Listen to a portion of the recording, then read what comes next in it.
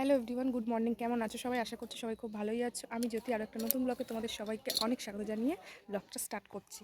তো দেখো, কালকে হচ্ছে মানে পুজো বাড়ি শেষ হয়ে গেছে আর আজকে প্রচুর লোক খাবে, তারপরে প্যান্ডেল খোলাও স্টার্ট হয়ে গেছে। তো মনটা খুব খারাপ লাগছে, কারণ হচ্ছে পুজো বাড়ি এসেছিলাম, সেই সব দিন সব শেষ। তো চলো তোমাদেরকে আস্তে আস্তে দেখাই। মাইক সেট ফেট মনে হচ্ছে না যায়নি, এখনও খোলেনি, সব খুলবে, প্যান্ডেল খোলা হচ্ছে। চলো দেখতে থাকো আর আমার সঙ্গে থাকো। আজকে প্রচুর প্রচুর রান্নাও হচ্ছে বাড়িতে, কাকি দিদি মা সবাই জোগাড় করছে, প্রচুর লোক খাবে, মানে প্রায় 30 থেকে 50 জন লোক খাবে। তো ওই জন্য তো চলো সবটা দেখতে থাকো আর আমার সঙ্গে থাকো। তারপরে এই যে আমার জামাইবাবু প্যান্ডেল খুলতে উঠেছে। শুধু আমার জামাইবাবু না, তোমাদের দাদা ভাই, আমার কাকা, বাবা, ভাই সবাই। এই যে দেখছো, এটা হচ্ছে আমার বাবা আর কাকা। এই যে কাপড়, মানে সব কাপড় খুলে নিয়ে একটা জায়গার মধ্যে গোছ করছে। এদিকে আমার জামাইবাবু, আর এর ওপরে হচ্ছে আমার ভাই উঠেছে, তোমাদের দাদা ভাই উঠেছে। কারণ হচ্ছে বলি, প্যান্ডেলটা হচ্ছে সম্পূর্ণই আমার বাবা ডেকোরেটরের কাজ করে।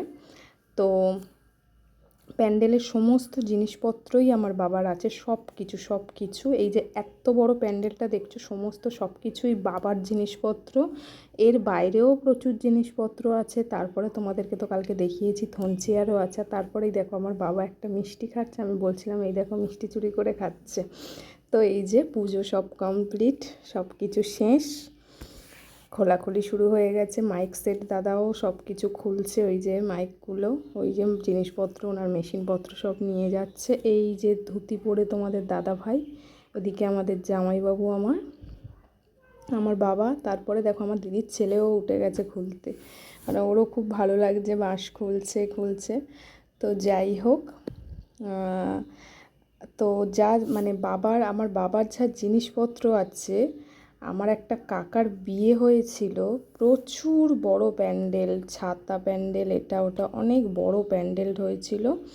তো সব কিছুই করেছিল। যাই হোক, কাকি এই যে সবজি ধুচ্ছে, বললাম যে বাড়িতে প্রচুর লোক খাবে। এই যে দিদি, মামি রসুন ছাড়াচ্ছে, দিদি রান্না চাপিয়ে দিয়েছে, জোড়া উনুন, দুটো উনুন জ্বালিয়ে দিয়েছে। এদিকে ঠাম্মা, আর ওটা হচ্ছে আমার বাবার কাকার বৌমা কাকি, উনিও ওইখানে খাবে, ওই জন্য সবাই মিলেই একসাথে জোগাড় হচ্ছে, মানে অনেকজন হাত না লাগালে হয় না। যাই হোক, তো ওই যে কাকি সব, মানে ওটা মনে হচ্ছে আলু ধুয়ে এনে জল ঝাড়াচ্ছে।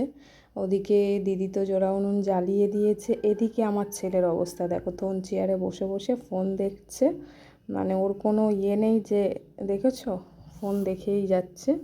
আর আমি এদিকে একটা বড় আয়নার মধ্যে নিজেকে দেখছিলাম।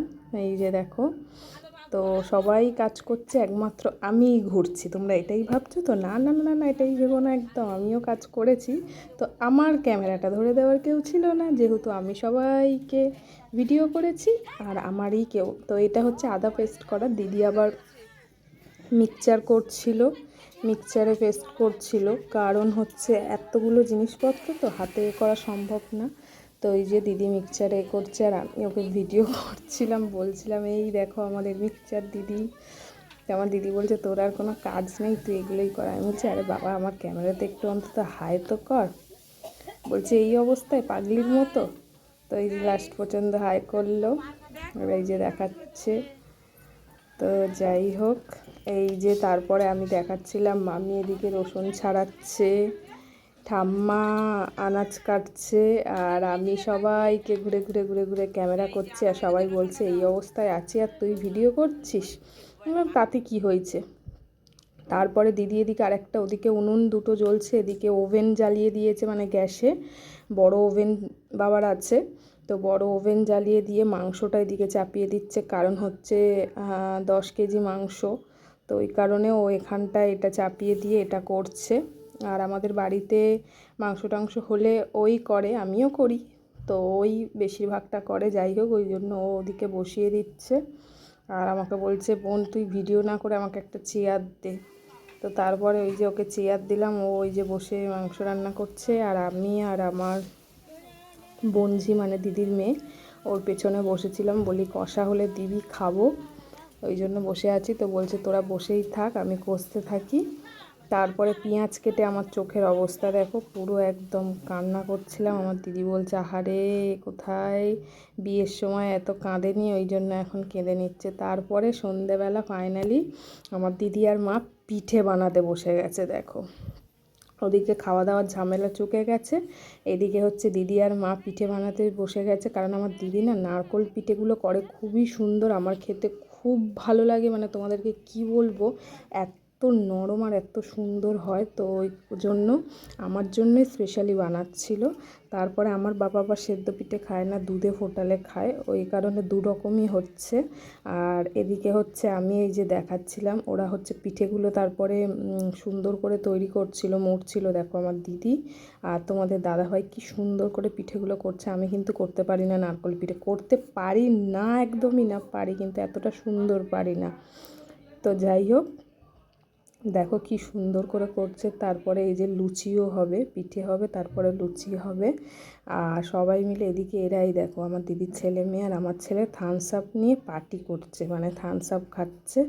আর তারপরে আমাকে বললো, মা তুই লুচিগুলো একটু বেলে দে। তো আমি এই যে লুচিগুলো বেলছিলাম, আর এদিকে দিদি আর তোমাদের দাদাভাই পিঠেও তৈরি করছিল।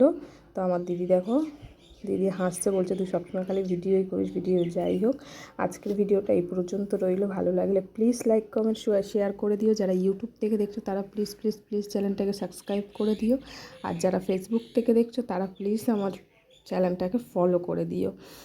আর তোমরা কিন্তু আমাকে একটু সাপোর্ট করো, আমার পাশে থেকো, এইটুকুই বলার ছিল। তারপরে দেখো কি সুন্দর সুন্দর ছোট্ট ছোট্ট পিঠে তৈরি হয়ে গেছে। তো আজকের মতো এই পর্যন্ত, টাটা।